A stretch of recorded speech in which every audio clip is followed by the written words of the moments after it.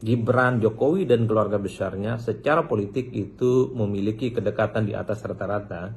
Bahkan kita tahu terpilihnya Bahlil sebagai Ketua Umum Golkar itu juga dianggap tidak terlepas dari kontribusi yang kemudian saat itu dimiliki oleh Jokowi yang posisinya masih sebagai presiden. Bahkan juga publik melihat Ketua Umum Golkar saat ini, Bahlil Lahadalia, adalah sosok yang sering juga disebut sebagai Jokowisman.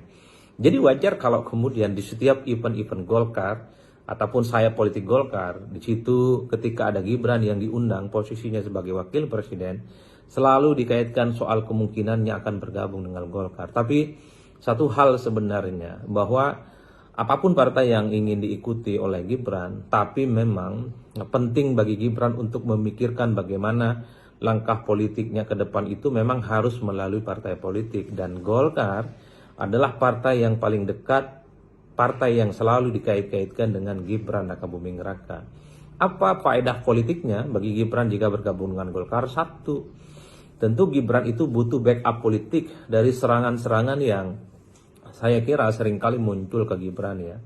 Harus diakui proses Gibran maju sebagai wakil presiden sampai hari ini kan selalu memancing polemik ya, terutama terkait dengan putusan MK nomor 90 di mana usia calon presiden dan wakil presiden saat itu yang cukup polemik, yang dinilai memudahkan memang bagi Gibran untuk maju sebagai wakil presiden. Jadi praktis sejak saat itulah kemudian kritik kepada Gibran itu tanpa henti.